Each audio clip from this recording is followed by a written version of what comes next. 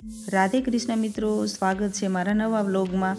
તો આજના મારા વ્લોગમાં હું તમને બતાવીશ સવારે નામથી સાંજના ગોતીડા સુધી માણેક થંભ, માંડવો રૂપ્યો એ અને આપણા જે દેશી ગીતો જે આપણે હરેક પ્રસંગમાં ગવાતા હોય છે એ તો કંઈક 2:30 વાગ્યા છે અને અમે રેડી થવા માટે બધી બહેનો અને મારી બે ભાભીઓ પાર્લરમાં પહોંચી આવ્યા છીએ। અને પાર્લરમાંથી તૈયાર થતાં તે કેટલા વાગી ગયા કંઈ ખબર જ ન પડી। તો કંઈક હું આવી તૈયાર થઈ છું આજના દિવસ માટે, કેમ કે ભાઈ નામમાં મારા ભાઈના બી નામ છે આજે। તો જો અમે છે ને પાર્લરમાંથી રેડી થઈ અને સૌથી છેલ્લે એક તો હું હતી, બધાને મેં રેડી થવા દીધા, એમાં સૌથી છેલ્લે હું રહી ગઈ। તો નામની બાકીની બધી વિધિઓ પતી ગઈ, હવે ખાલી જે થોડી ઘણી વિધિઓ છે એ હું તમારી સાથે શેર કરીશ। પછી મામેરા આવવાના છે, એના પછી માણેક થંભ અને માંડવો જે રોપીએ એ, અને પછી સાંજે ગોતીડા છે। તો આ બધા જ પ્રસંગો જોવા માટે વિડીયોમાં છેલ્લે સુધી બન્યા રહેજો અને પ્લીઝ જો મારો ચેનલ સબસ્ક્રાઈબ ન કર્યો હોય તો સબસ્ક્રાઈબ કરી લેજો। હું આવીને ત્યારે બસ હવે જો જે પણ જેન્ટ્સ લોકો છે એ લોકો આવીને રાવળદેવને પોતાની ઈચ્છા અનુસાર જે ભેટ આપવાની હતી એ આપતા હતા અને બધા મળતા હતા, અને પછી બધા લેડીઝો આવે વારાફરતી। તો આ કંઈક હતું।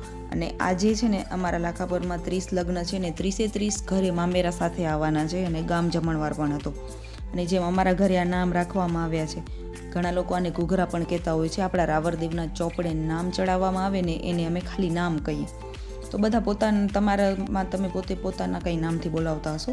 તો આજે નામ ઘણા બધા ઘરોમાં છે, લગભગથી હવે એવું બધા કરે છે કે લગ્ન હોય ને એ ટાઈમે લગ્ન સાથે જ એક દિવસ ગોઠવી દે નામનો, કેમ કે અમારામાં છે ને નામ એ પણ એક બહુ મોટો પ્રસંગ છે, સમજો ને લગ્ન જેવું જ છે।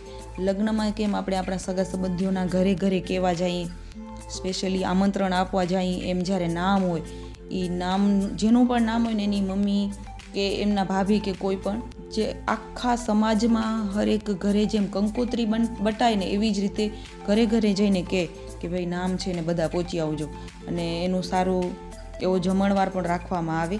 તો હવે એ અલગથી નથી કરતા, લગ્નના સાથેના પ્રસંગોમાં જ એને સાથે હવે લઈ લીધો છે।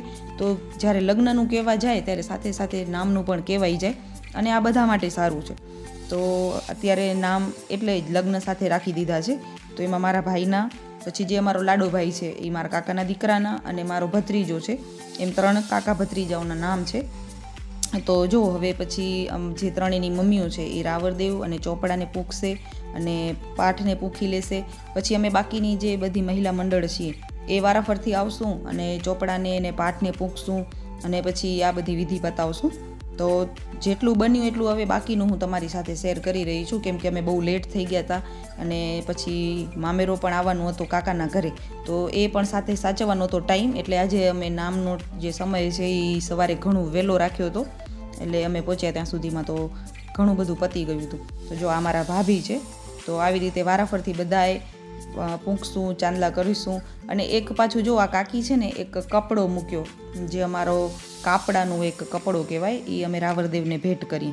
તો બાકીની જે મહિલાઓ છે જેમાં અમે પણ આવી જશું, ફૂઈઓ, બહેનો, મારી ફૂઈઓ, પછી મામીઓ, એ બધા વારાફરતી આવી રીતે આવશું, પાઠને પૂંખશું, ચોપડાને પૂંખશું, અને પછી જે પણ રાવળદેવને ભેટ આપવાની છે એ આપશું ને એક કપડો આપશું। તો આવી રીતે બધી વિધિઓ, આ છેલ્લી વિધિ કહેવાય, એ વિધિઓ હવે ચાલશે।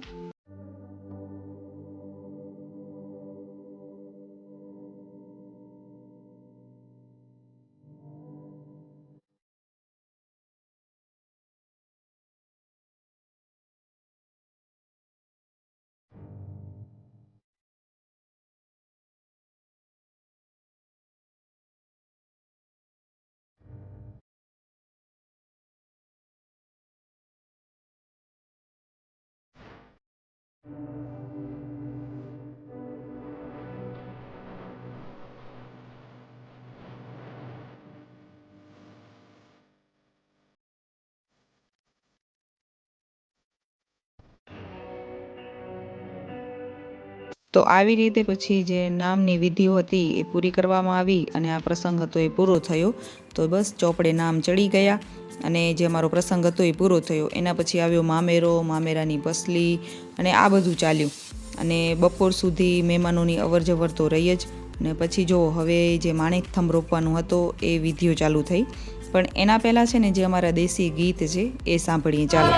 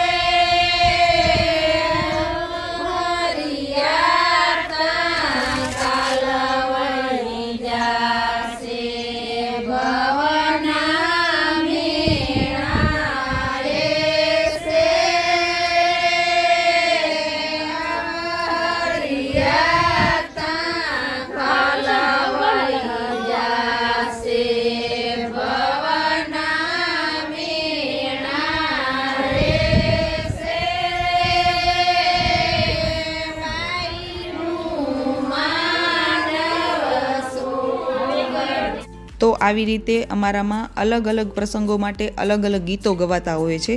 તો માણેકથંભનો જે આ ગીત છે એ તમને કેવો લાગ્યો એ મને કોમેન્ટમાં જણાવજો.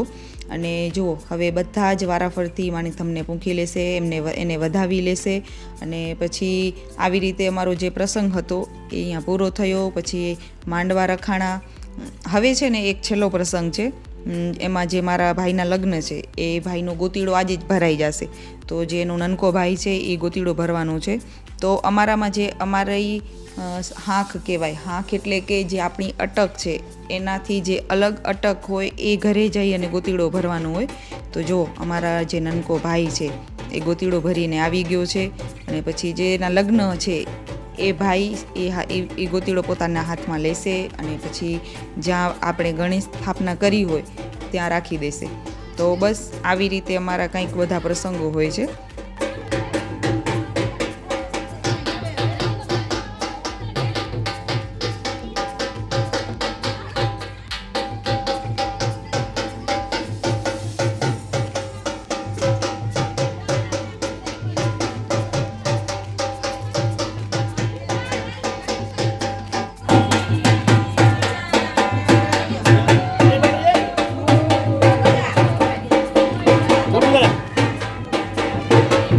તો આવી રીતે લાડાભાઈનો ગોતીડો પણ ભરાઈ ગયો છે.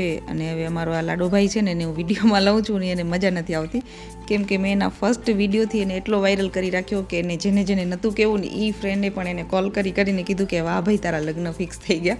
તો હવે એ વિડીયોમાં આવવા નથી માંગતો, પણ હું છું, એને વિડીયોમાં તો લઈને જ રહીશ. તો બસ જો આજના કંઈક અમારા જે પ્રસંગો હતા અહીંયા પૂર્ણ થયા. અને પ્રસંગો પત્તા રાત પણ થઈ ગઈ. અને બીજી બાજુ જે અમારી બે બહેનોના માંડવા છે એ પણ રેડી થઈ ગયા છે. અને મારો વ્લોગ અહીંયા હું પૂર્ણ કરું છું. તો તમને મારો વ્લોગ કેવો લાગ્યો એ મને કોમેન્ટમાં જરૂર જણાવજો. અને પ્લીઝ મારા ચેનલને સબસ્ક્રાઈબ કરજો, શેર કરજો, લાઈક કરજો, કોમેન્ટ્સ કરજો. અને બધાને રાધે રાધે, જય શ્રી કૃષ્ણ.